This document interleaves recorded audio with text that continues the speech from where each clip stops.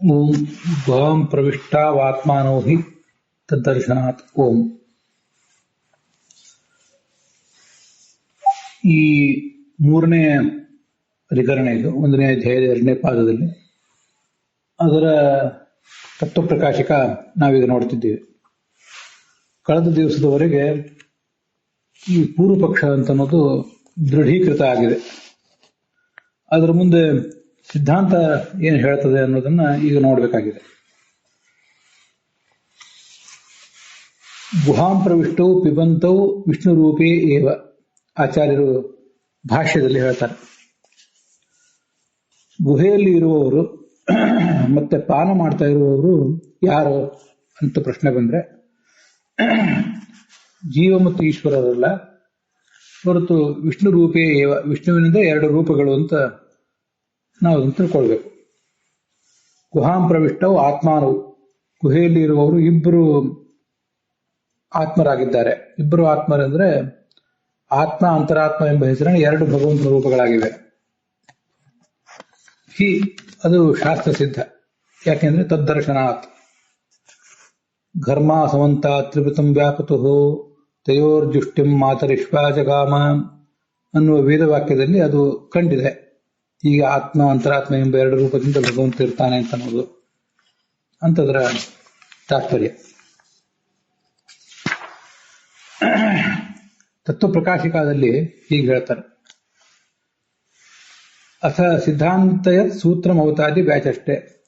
ಸಿದ್ಧಾಂತವನ್ನು ಹೇಳುವ ಸೂತ್ರವನ್ನು ಅವತಾರಿಯ ನಮಗೆ ತೋರಿಸಿ ಅದನ್ನ ವ್ಯಾಚಷ್ಟೇ ವ್ಯಾಖ್ಯಾನ ಮಾಡ್ತಾರೆ ಆಚಾರ್ಯರು. ಯೌ ಪಿಬಂತವು ಪ್ರತೀತವು ತೌ ವಿಷ್ಣು ರೂಪೇ ಏವ. ಇಬ್ರು ಪಾನ ಮಾಡ್ತಿದ್ದಾರೆ ಅಂತ ಬಂತಲ್ಲ, ಆ ಪಾನ ಮಾಡ್ತಿರುವವರು ಯಾರು?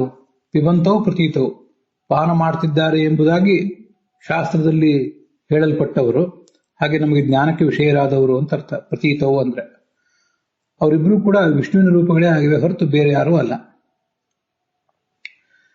ಗುಹಾ ಪ್ರವೇಶ ಅನ್ನುವಂಥ ಒಂದು ಲಿಂಗವನ್ನು ಅಲ್ಲಿ ಪ್ರಯೋಗ ಮಾಡಿದ್ದಾರೆ.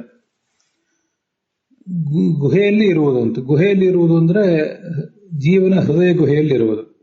ಜೀವನ ಹೃದಯದ ಗುಹೆಯಲ್ಲಿ ಇರಬೇಕಾದ್ರೆ ಅದು ವಿಷ್ಣುವಿನ 2 ರೂಪಗಳಾಗಿರ್ಬೇಕು, ಮತ್ತು ಜೀವನಿಗಿಂತ ಅದು ಭಿನ್ನವಾದ ಬೇರೆ ರೂಪಗಳೇ ಆಗಿರ್ಬೇಕು. ತಾನೇ ತನ್ನ ಹೃದಯ ಗುಹೆಯಲ್ಲಿದ್ದಾನೆ ಅಂತ ಹೇಳಲಿಕ್ಕೆ ಸಾಧ್ಯ ಇಲ್ಲ. ಗುಹೆಯಲ್ಲಿ ಇದ್ದಾನೆ ಅಂದ್ರೆ, ಈಗ ಅಂತರ್ಯಾಮಿ ಅನ್ನೋ ಶಬ್ದಕ್ಕೆ ಅಲ್ಲಿ ಒಳಗಿದ್ದು ನಿಯಮನ ಮಾಡುವವನು, ನಿಯಂತ್ರಿಸುವವನು ಅಂತ ಅದರ ಅರ್ಥ. ಇರುವುದು ಅಂದ್ರೆ ನಾನು ನನ್ನ ಮನೆಯಲ್ಲಿ ಇದ್ದೇನೆ ಅಂತ ಹೇಳ್ಬೋದಲ್ಲ, ಹಾಗೆ ನನ್ನ ಹೃದಯ ಕಮಲದಲ್ಲಿ ನಾನಿದ್ದೇನೆ ಅಂತ ಹೇಳ್ಬೋದಲ್ಲ ಅಂತ ಒಂದು ಜಿಜ್ಞಾಸೆ ನಮಗೆ ಬರಬಹುದು. ಹಾಗಲ್ಲ, ಇರುವುದು ಮಾತ್ರ ಅಲ್ಲ, ಇದ್ದು ನಿಯಮಿಸುವವನು, ನಮ್ಮೆಲ್ಲ ಚಟುವಟಿಕೆಗಳನ್ನು ನಿಯಂತ್ರಿಸುವವನು ಅಂತ ಅಂತರ್ಯಾಮಿ ಎಂಬ ಶಬ್ದಕ್ಕೆ ಅರ್ಥ. ಹಾಗೆ ಪ್ರವಿಷ್ಟ ಅನ್ನೋ ಶಬ್ದಕ್ಕೂ ಅದನ್ನೇ ತಿಳ್ಕೋಬೇಕು. ಅಂತಸ್ಥಿತ್ವ ರಮಯತಿ, ಅಂತಸ್ಥಿತ್ವ ಯಮಯತಿ ಅಂತ ಈಗ ಆಚಾರ್ಯರು ಉಪನಿಷತ್ ಪ್ರಸ್ಥಾನ ಮೊದಲಾದ ಕಡೆ ಅಂತರ್ಯಾಮಿ ಅಂದ್ರೆ ಒಳಗಿದ್ದು ನಿಯಮಿಸುವವನು ಅನ್ನೋ ಅರ್ಥವನ್ನು ಹೇಳಿದ್ದಾರೆ. ಇದು ಯೋ ವೇದ ನಿಹಿತಂ ಗುಹಾಯಾಂ ಪರವೇ ವ್ಯೋಮನ್ ಅಂತ ತೈತ್ರಿಯ ಉಪನಿಷತ್ತು ಮೊದಲಾದ ಕಡೆ ಪ್ರಸಿದ್ಧ ಆಗಿದೆ. ಹೃದಯ ಗುಹೆಯಲ್ಲಿರುವಂತಹ ಭಗವಂತನನ್ನ ನೋಡಿದವನು ಬ್ರಹ್ಮನನ್ನ ತಿಳ್ಕೋತಾನೆ ಇತ್ಯಾದಿ ಮಾತಿನಲ್ಲಿ ಅದು ಪ್ರಸಿದ್ಧ ಆಗಿದೆ. ಇಲ್ಲಿ ಆಚಾರ್ಯರ ಭಾಷ್ಯವಾಕ್ಯ ಇದೆಯಲ್ಲ, ಗುಹಾಂ ಪ್ರವಿಷ್ಟವು ಪಿಬಂತು ವಿಷ್ಣು ರೂಪೇ ಏವ ಅಂತ. ವಿಷ್ಣು ರೂಪೇ ಅಂತ ಯಾಕೆ ಹೇಳಿದ್ರಿ? ವಿಷ್ಣು ಏವ, ವಿಷ್ಣು ಅವರಿಬ್ಬರು ಕೂಡ ವಿಷ್ಣುಗಳೇ ಆಗಿದ್ದಾರೆ ಅಂತ ಹೇಳುವುದಾದ್ರೆ ವಿಷ್ಣು ರೂಪೇ ಅಂತ ಯಾಕೆ ಹೇಳಿದ್ದೀರಿ ಅಂತ ಪ್ರಶ್ನೆ ಬಂದ್ರೆ, ಇದು ದ್ವಿವಚನಂ ದ್ವಿರೂಪ ಅಭಿಪ್ರಾಯೇಣ ಸಾವಕಾಶಂ ಇತ್ಯುಕ್ತಂ ಭವತಿ. ಅದಕ್ಕೆ ದ್ವಿರೂಪೆ ಅಂತ ಹೀಗೆ ಹೇಳಿರುವ ಕಾರಣ ಏನಿದೆ ಅಂದ್ರೆ, ಇಬ್ರು ಕೂಡ ಅವೆರಡು ಕೂಡ ವಿಷ್ಣುವಿನ 2 ರೂಪಗಳೇ. ಅದರಿಂದ ಮೂಲದಲ್ಲಿ ದ್ವಿವಚನ ಇದೆಯಲ್ಲ ಉಪನಿಷತ್ತಿನಲ್ಲಿ, ಘರ್ಮ ಸುಮಂತ ತ್ರಿವೃತಂ ವ್ಯಾಪದು, ಅದು ಮುಂದೆ ನಾವು ಹೇಳುವಂತಹ ವೇದವಾಕ್ಯ, ಋಗ್ವೇದದ ವೇದವಾಕ್ಯ. ಋತಂ ಪಿಬಂತೋ ಸುಕೃತಸ್ಯ ಲೋಕೆ ಅಂತ ಏನು ವೇದವಾಕ್ಯ ಇದೆಯಲ್ಲ ಉಪನಿಷತ್ತಿಂದು, ಕಾಠಕ ಉಪನಿಷತ್ತಿಂದು, ಅಲ್ಲಿ ಪಿಬಂತವು ಅಂತ ದ್ವಿವಚನ ಬಂದ ಕೂಡಲೇ ನೀವು ಆ ಥರ ಅದನ್ನು ತಿಳ್ಕೋಬಾರ್ದು. ದ್ವಿವಚನ ಬಂದಲ್ಲೆಲ್ಲ ಎಲ್ಲಾ ಕಡೆನೂ ಕೂಡ ಇಬ್ಬರು ವ್ಯಕ್ತಿಗಳು ಅಂತ ಇರಬೇಕಾಗಿಲ್ಲ. ಅದನ್ನು ಸರಿಯಾಗಿ ಗಮನಿಸಬೇಕು. ಒಬ್ಬನೇ ವ್ಯಕ್ತಿಯ ಎರಡು ರೂಪಗಳು ಕೂಡ ಆಗಿರಬಹುದು. ಹೀಗೆ ದ್ವಿವಚನಂ, ಕಾಟಿಕೋಪನಿಷತ್ತಿನಲ್ಲಿರುವ ದ್ವಿವಚನ ಅನ್ನೋದು ಇಬ್ಬರು ವ್ಯಕ್ತಿಗಳನ್ನು ಹೇಳ್ತಾ ಇಲ್ಲ, ಪ್ರತ್ಯೇಕ ವ್ಯಕ್ತಿಗಳನ್ನು ಹೇಳ್ತಾ ಇಲ್ಲ, ಒಬ್ಬನದೇ ಆದ ಎರಡು ರೂಪಗಳನ್ನ ಹೇಳಲಿಕ್ಕೆ ಅದು ಹೊರಟಿದೆ. ಅದರಿಂದ ಸಾವಕಾಶಂ, ಅದಕ್ಕೆ ನೀವು ಹೇಳಿದಂತೆ ಜೀವ ಪರಮಾತ್ಮ ಅಂತಾನೆ ಅರ್ಥ ಮಾಡಬೇಕಾಗಿಲ್ಲ. ಪರಮಾತ್ಮಂದೇ ಎರಡು ರೂಪಗಳು ಅಂತ ಅರ್ಥ ನಾವು ಅದಕ್ಕೆ ಹೇಳಬಹುದು. ಸಾವಕಾಶ ಅಂದ್ರೆ ಹೀಗೆ ನೀವು ಹೇಳಿದ ಅರ್ಥವನ್ನು ಬಿಟ್ಟು, ಪೂರ್ವ ಪಕ್ಷದವರು ಹೇಳಿದ ಅರ್ಥವನ್ನು ಬಿಟ್ಟು ಬೇರೊಂದು ಅರ್ಥವನ್ನು ಹೇಳಲಿಕ್ಕೆ ಅದಕ್ಕೆ ಅವಕಾಶ ಇದೆ ಅಂತ ಹೀಗೆ ಇತ್ಯುಕ್ತಂ ಭವತಿ, ಹೀಗೆ ಹೇಳಿದಂತೆ ಆಗ್ತದೆ. ಅದಕ್ಕೆ ಅವರೊಂದು ಪ್ರಶ್ನೆ ಮಾಡಬಹುದು, ಭಗವಂತ ಎಲ್ಲಾ ಶರೀರಗಳಲ್ಲೂ ಕೂಡ, ಎಲ್ಲ ಜೀವರ ಶರೀರವನ್ನು ಕೂಡ ಏಕೈಕ ರೂಪೇಣ ಪ್ರವೇಶಾತ್, ಅವನು ಒಂದೊಂದು ರೂಪದಿಂದ ಇರ್ತಾನೆ. ನಿಮ್ಮ ಶರೀರದಲ್ಲಿ ಒಂದು ರೂಪ, ನಮ್ಮ ಶರೀರದಲ್ಲಿ ಒಂದು ರೂಪ, ಹೀಗೆ ಒಂದೊಂದು ರೂಪದಿಂದ ಇರ್ತಾನೆ. ಆದ್ರಿಂದ ಅವನಿಗೆ ಎರಡು ರೂಪಗಳು ಅಂತ ಹೇಗೆ? ನಿಮ್ಮ ಶರೀರದಲ್ಲಿ ಒಂದು ರೂಪ, ನಮ್ಮ ಶರೀರದಲ್ಲಿ ಒಂದು ರೂಪ ಅಂತ ಹೇಳಬೇಕೇ ಹೊರತು ನಿಮ್ಮ ಶರೀರದಲ್ಲಿ ಎರಡು ರೂಪ, ನಮ್ಮ ಶರೀರದಲ್ಲಿ ಎರಡು ರೂಪ ಅನ್ನೋದು ಎಲ್ಲಿ ತಿಳಿದಿದೆ ಅಂತ ಪ್ರಶ್ನೆ ಬಂದ್ರೆ ಅದಕ್ಕೆ ಇನ್ನೊಂದು ವೇದವಾಕ್ಯವನ್ನ ಉದ್ಧರಿಸ್ತಾರೆ. ಘರ್ಮ ಸಮಂತ ತ್ರಿವೃತಂ ವ್ಯಾಪತು ತಯೋರ್ಜುಷ್ಟಿಂ ಮಾತರಿಶ್ವ ಜಗಾಮ ಅಂತ ಋಗ್ವೇದದಲ್ಲಿ 10ನೇ ಮಂಡಲ ಅಲ್ಲಿ 114ನೇ ಸೂಕ್ತ ಅಥವಾ ಅಧ್ಯಾಯ ಹೀಗೇನೋ ಇದ್ದಿರಬೇಕದು. ಅದರಲ್ಲಿ 1ನೇ ಮಂತ್ರ. ಆ ವೇದವಾಕ್ಯವು ಕೂಡ ಭಗವಂತನ ಎರಡು ರೂಪಗಳನ್ನ ವರ್ಣನೆ ಮಾಡ್ತಾ ಇದೆ. ಅಲ್ಲಿ ಘರ್ಮ ಸಮಂತ ಇತ್ಯಾದಿ ವೇದವಾಕ್ಯಗಳಿಗೆ ತತ್ವಪ್ರಕಾಶಿಕಾದಲ್ಲಿ ಅರ್ಥ ಹೇಳ್ತಾರೆ. ಸೂತ್ರ ಸೂಚಿತ ಶ್ರುತಿಂ ಉದಾಹರತಿ, ಸೂತ್ರದಲ್ಲಿ ಹೇಳಲ್ಪಟ್ಟ ಶ್ರುತಿಯನ್ನೇ ಆಚಾರ್ಯರು ತೋರಿಸಿಕೊಡ್ತಾ ಇದ್ದಾರೆ. ಸೂತ್ರ ದರ್ಶನಾತ್ ಎಂಬುದಾಗಿ ಆ ದರ್ಶನವನ್ನು ಹೇಳಿದೆ. ಯಾವುದೋ ಯಾವುದೋ ವೇದವಾಕ್ಯದಲ್ಲಿ, ಯಾವುದೋ ಒಂದು ಪ್ರಮಾಣದಲ್ಲಿ ಹೀಗೆ ಭಗವಂತನ ಎರಡು ರೂಪಗಳ ಬಗ್ಗೆ ವರ್ಣನೆ ಮಾಡಿದ್ದಾರೆ ಅಂತ. ಅದನ್ನೇ ಆಚಾರ್ಯರು ಈ ಘರ್ಮ ಸಮಂತ ಎಂಬ ಮಾತಿನಿಂದ ವರ್ಣಿಸಿದ್ದಾರೆ. ಈ ವೇದವಾಕ್ಯದ ಅರ್ಥವನ್ನು ನಾವು ನೋಡುವುದಕ್ಕಿಂತ ಮುಂಚೆ 729ನೇ ಪುಟದಲ್ಲಿ ಭಾವದೀಪ ಟಿಪ್ಪಣಿಯಲ್ಲಿ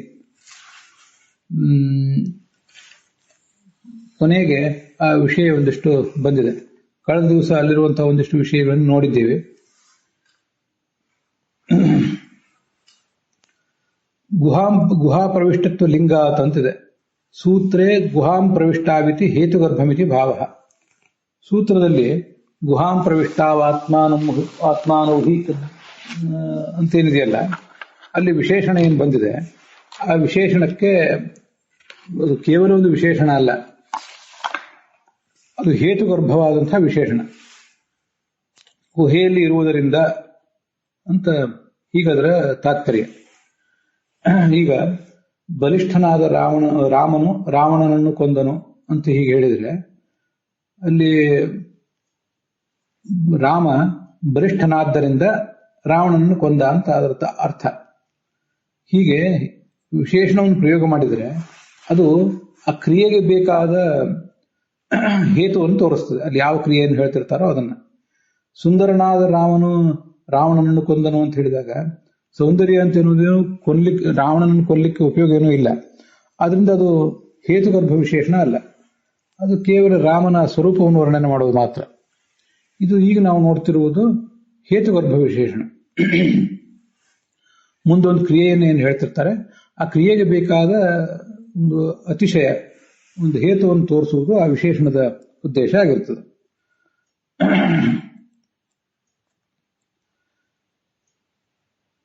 ದ್ವಿತ್ವಂ ಚೈಕಸ್ಯ ಯುಜ್ಯತೆ ಇತಿ ಅನುವ್ಯಾಖ್ಯಾನ ಸುಧಾಚಂದ್ರಿಕಾಸು ವ್ಯಕ್ತ. ಅನುವ್ಯಾಖ್ಯಾನದಲ್ಲಿ ಮತ್ತೆ ಮುಂದೆ ಅನುವ್ಯಾಖ್ಯಾನದ ವ್ಯಾಖ್ಯಾನ ಸುಧಾದಲ್ಲಿ, ಹಾಗೆ ವ್ಯಾಸತೀರ್ಥರ ಚಂದ್ರಿಕಾದಲ್ಲಿ ಇದೆಲ್ಲ ಬಂದಿದೆ. ಈ ಒಬ್ಬನೇ ವ್ಯಕ್ತಿಗೂ ಕೂಡ ಎರಡು ರೂಪಗಳಿರಬಹುದು. ವ್ಯಕ್ತಿ ಒಬ್ಬನೇ ಇರಬಹುದು, ಆದರೆ ಅವನಿಗೆ ಎರಡು ರೂಪ ಇರ್ತದೆ. ಎರಡು ರೂಪ ಬಂದಿದೆ ಅಂದ ಮಾತ್ರಕ್ಕೆ ವ್ಯಕ್ತಿಗಳಿಬ್ಬರು ಬೇರೆ ಬೇರೆ ವ್ಯಕ್ತಿಗಳಲ್ಲ, ಪರಸ್ಪರ ಸಂಪೂರ್ಣ ಭಿನ್ನರಾದಂತಹ ದೇವದತ್ತ ಯಜ್ಞದತ್ತ ಮೊದಲಾದಂತೆ ಇವರು ಬೇರೆ ಬೇರೆ ವ್ಯಕ್ತಿಗಳಲ್ಲ. ಒಬ್ಬನೇ ವ್ಯಕ್ತಿಗೆ ಎರಡು ರೂಪ ಅಂತ ಅದರ ತಾತ್ಪರ್ಯ. ಮುಂದೆ ಆ ವೇದವಾಕ್ಯದ ಅರ್ಥ ಹೇಳ್ತಾರೆ ರಾಘವೇಂದ್ರ ಸ್ವಾಮಿಗಳು, ಅದನ್ನ ಗಮನಿಸಬೇಕು. ಘರ್ಮ ಸಮಂತಾತ್ ಅಂತ ಹೀಗೆ ಬಂದಿದೆ. ಅಲ್ಲಿ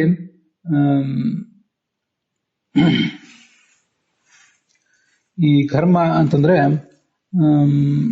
ಪ್ರಕಾಶಮಾನರಾದವರು ಅಂತ ಅದರ ತಾತ್ಪರ್ಯ. ಮೂಲದಲ್ಲಿ ಘರ್ಮ ಸಮಂತಾತ್ ಅಂತ ಹೀಗಿದೆ. ಘರ್ಮ ಅಂದ್ರೆ ಪ್ರಕಾಶಮಾನರಾದವರು ಅಂತ ಒಂದು ಅರ್ಥ. ಅದಕ್ಕೆ ಒಬ್ಬೊಬ್ರು ಒಂದೊಂದು ರೀತಿ ಅರ್ಥ ಹೇಳ್ತಾರೆ, ಅದನ್ನ ಮುಂದೆ ನೋಡೋಣ. ಈ ಅಂಥ ಇಬ್ಬರು ಭಗವಂತವು ಅಂದ್ರೆ ಇಬ್ಬರು ಭಗವಂತರು ಅಂತ ಅರ್ಥ ಅಲ್ಲ.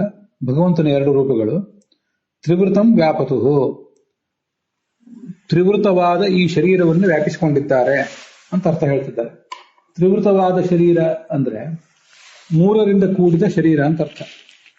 ಪೃಥ್ವಿ, ಅಪ್ಪು, ತೇಜಸ್ಸು, ವಾಯು, ಆಕಾಶ, ಈಗ 5 ಮಹಾಭೂತಗಳಿಂದ ಹುಟ್ಟಿದ್ದು ಈ ಶರೀರ. ಸಾಮಾನ್ಯವಾಗಿ ಅದೆಲ್ಲ ನಮ್ಗೆ ಗೊತ್ತಿದ್ದೇ ಇರ್ತದೆ. ಆದರೂ ಅದರಲ್ಲೂ ಕೂಡ ಪೃಥ್ವಿ, ಅಪ್ಪು, ತೇಜಸ್ಸು ಅಂತನ್ನುವುದು ಬಹಳ ಮುಖ್ಯವಾದಂಥ ಒಂದು 3 ಕಾರಣಗಳು. ನಮ್ಮ ಶರೀರ ಅಂತನ್ನೋದು 60% ನಂದಾಜ್ ಹೇಳಿದೆ, ಅದನ್ನು ಮುಂದೆ ಭಾಗವತದಲ್ಲಿ ಬರೋದಿದೆ, ನೀರಿನಿಂದಲೇ ಕೂಡಿದೆ.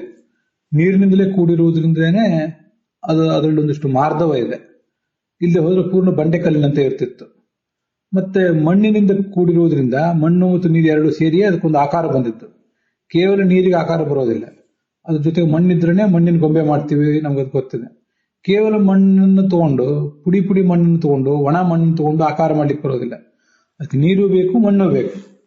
ನೀರು ಮತ್ತು ಮಣ್ಣಿನಿಂದ ಕೂಡಿದ ಆ ಒಂದು ಗೊಂಬೆ ಅಥವಾ ಮನುಷ್ಯನ ದೇಹ ಅನ್ನೋದು ಮುಂದೆ ಒಣಗಿ ಆ ಪೂರ ನೀರಾಗಿದ್ದದ್ದು ಅದು ಸ್ವಲ್ಪ ಘನ ಆಕಾರವನ್ನು ತಗೊಂಡು ಮುಂದೆ ಶಿಶುವಾಗಿ ಹೊರಗೆ ಬರಬೇಕು. ಇದು ನಮ್ಮ ಶರೀರನೂ ಹೀಗೆ, ಮತ್ತೆ ನಾವು ನೋಡ್ತಿರೋ ಪ್ರಪಂಚವೂ ಕೂಡ ಹೀಗೇನೆ. ಘಟ ಪಟ ಮೊದಲಾದ ಸಮಸ್ತ ವಸ್ತುಗಳು ಕೂಡ ಹೀಗೇನೆ.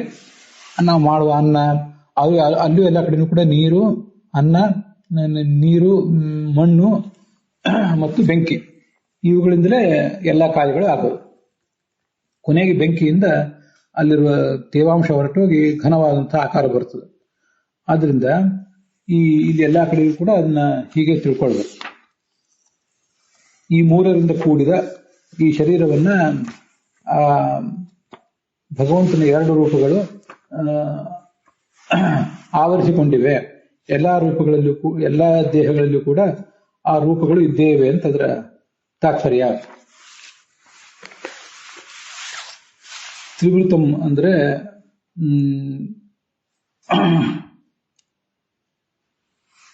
ತೇಜೋಬನ್ನಾದಿಕಂ, ತೇಜಸ್, ಅಪ್ಪು ಅಂದ್ರೆ ನೀರು, ಅನ್ನ ಅಂದ್ರೆ ಮಣ್ಣು, ತೇಜೋಬನ್ನಾತ್ಮಕಂ, ಈ 3ರಿಂದ ಕೂಡಿದ ಶರೀರವನ್ನು ವಿಶೇಷೇಣ ಗುಹಾಸ್ಥಾನೇ ಪ್ರಾಪ್ತವು. ವ್ಯಾಪತು ಅಂತಂದ್ರೆ ವ್ಯಾಪಿಸಿಕೊಂಡಿರುವುದು ಅಂದ್ರೆ ಅದರ ಗುಹೆಯಲ್ಲಿ ಇರುವುದು ಅಂತ ಅದರ ತಾತ್ಪರ್ಯ ಆಗ್ತದೆ.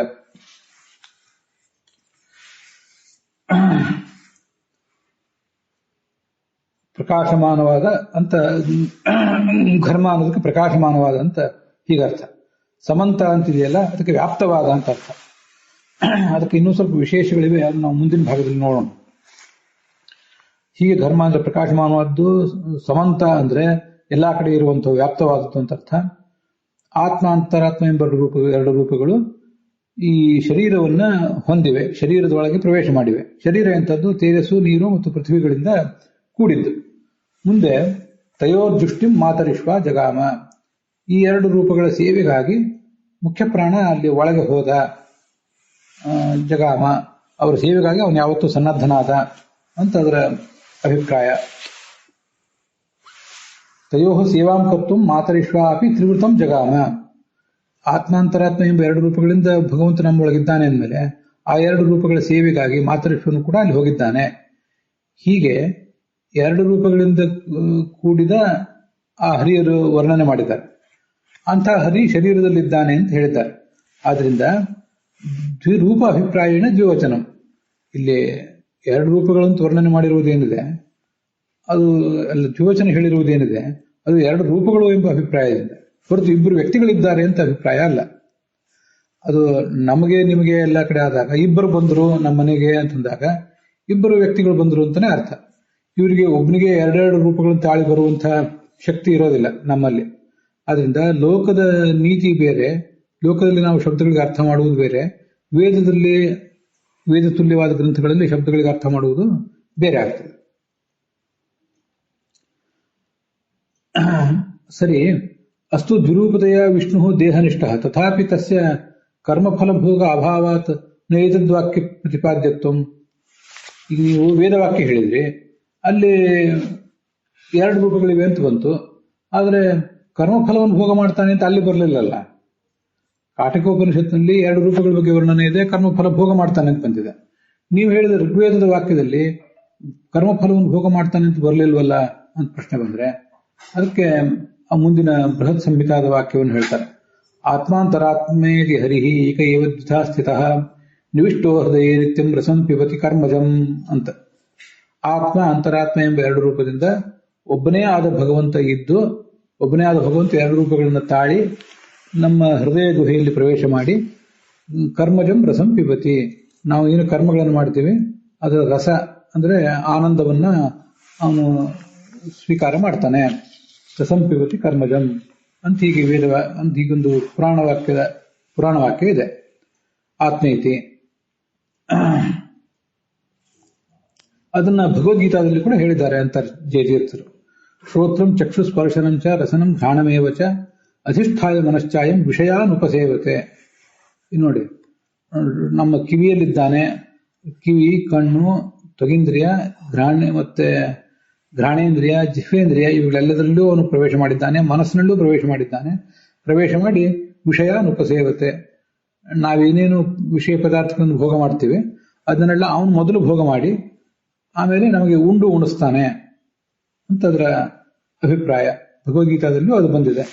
ಆದ್ರಿಂದ ಕರ್ಮಜಂ ರಸಂ ಪಿಬತಿ, ತಾನು ಮೊದಲು ಭೋಗ ಮಾಡಿ ಆನಂದ ಪಡ್ತಾನೆ, ಜೀವನಿಗೆ ಅದನ್ನ ಉಣ್ಣಿಸಿ ಅವನಿಗೂ ಒಂದಿಷ್ಟು ಆನಂದವನ್ನು ಕೊಡ್ತಾನೆ ಅಂತ ಆ ಮಾತಿನ ತಾತ್ಪರ್ಯ.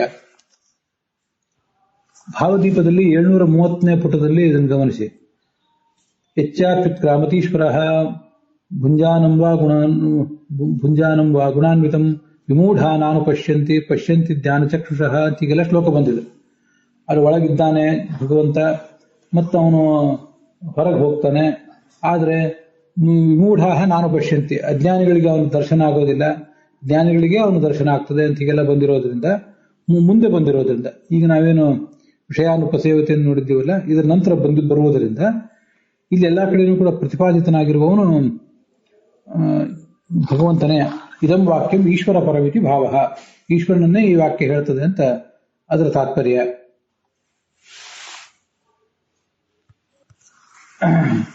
ಈ ಭಾವದೀಪ ಟಿಪ್ಪಣಿಯಲ್ಲಿ ವಿವೃತಮೇತ ಛಾಂದೋಗ್ಯ ಭಾಷ್ಯೆ ಭುಂಕ್ತೆ ಗುಣಾನ್ ಷೋಡಶಾತ್ಮಕ ಅಂತ ಹೀಗೊಂದು ಮಾತು ಕೇಳಿ ಬರ್ತದೆ. ಇದು ಭಾಗವತದ 2ನೇ ಸ್ಕಂದದ 4ನೇ ಅಧ್ಯಾಯದಲ್ಲಿ 23ನೇ ಶ್ಲೋಕ ಇದೆ. ಅಲ್ಲಿ ಕೂಡ ಭಗವಂತ ಹೀಗೆ ಭೋಗ ಮಾಡ್ತಾನೆ ಅಂತ ವರ್ಣನೆ ಇದೆ. ಅದನ್ನ ಛಾಂದೋಗ್ಯ ಭಾಷ್ಯದಲ್ಲಿ ಹೇಳಿದ್ದನ್ನ ರಾಘವೇಂದ್ರ ಸ್ವಾಮಿಗಳು ನೆನಪು ಮಾಡ್ಕೊಂಡಿದ್ದಾರೆ. ಆ ಶ್ಲೋಕಗಳು ಕೂಡ ಚೆನ್ನಾಗಿದೆ. ಪಂಚಮಹಾಭೂತಗಳಿಂದ ಈ ಎಲ್ಲ ಶರೀರಗಳನ್ನು ಸೃಷ್ಟಿ ಮಾಡಿ ಅದರೊಳಗೆ ತಾನು ಪ್ರವೇಶ ಮಾಡಿ 5 ಜ್ಞಾನೇಂದ್ರಿಯ, 5 ಕರ್ಮೇಂದ್ರಿಯ, ಮನಸ್ಸು, ಬುದ್ಧಿ, ಅಹಂಕಾರ, ಚಿತ್ತ, ಚೇತನ ಅಂತ 5 ವಿಧವಾದ ಮನಸ್ಸು ಮತ್ತು ಸಾಕ್ಷಿ, ಒಟ್ಟು ಹೀಗೆ 16 ಇಂದ್ರಿಯಗಳು. ಇನ್ನು ಸ್ವಲ್ಪ ಗಮನಿಸಿ. ಸಾಮಾನ್ಯವಾಗಿ 11 ಇಂದ್ರಿಯ, 5 ಕರ್ಮೇಂದ್ರಿಯ, 5 ಜ್ಞಾನೇಂದ್ರಿಯ ಮತ್ತು ಒಳಗಿನ 1 ಇಂದ್ರಿಯ ಅಂದ್ರೆ ಮನಸ್ಸು, 11 ಇಂದ್ರಿಯ ಅಂತ ಹೇಳ್ತಿರ್ತಾರೆ. ಮನಸ್ಸಿಂದೇ 5 ಪ್ರಭೇದಗಳಿವೆ. ಮನಸ್ಸು, ಬುದ್ಧಿ, ಅಹಂಕಾರ, ಚಿತ್ತ, ಚೇತನ ಅಂತ 5 ವಿಧವಾದ ಮನಸ್ಸು. 5 ಜ್ಞಾನೇಂದ್ರಿಯ, 5 ಕರ್ಮೇಂದ್ರಿಯ, 15 ಆಯಿತು. ಸಾಕ್ಷಿ ಒಂದು 16. ಹೀಗೆ 16 ಇಂದ್ರಿಯಗಳಿಗೆ ನಿಯಾಮಕನಾಗಿರ್ತಾನೆ. ಭುಂಕ್ತೆ ಗುಣಾನ್ ಷೋಡಶಾತ್ಮಕ.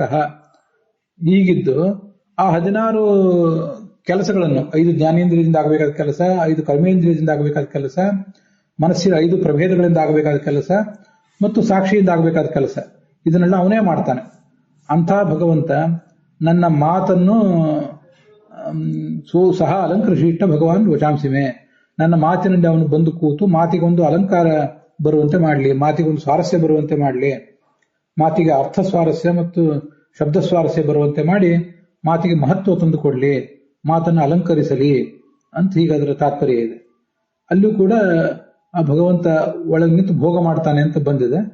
ಅದನ್ನ ಇಲ್ಲಿ ಭಾಗವತದ 2ನೇ ಸ್ಕಂದದ 4ನೇ ಅಧ್ಯಾಯದ 23ನೇ ಶ್ಲೋಕದಲ್ಲಿ ಬಂದದನ್ನ ನಾವು ಗುರ್ತು ಮಾಡ್ಕೋಬೇಕು. ಅಲ್ಲಿಗೆ ಇವತ್ತಿನ ಈ ಭಾಗ ಸಮಾಪ್ತ ಆಗಿದೆ.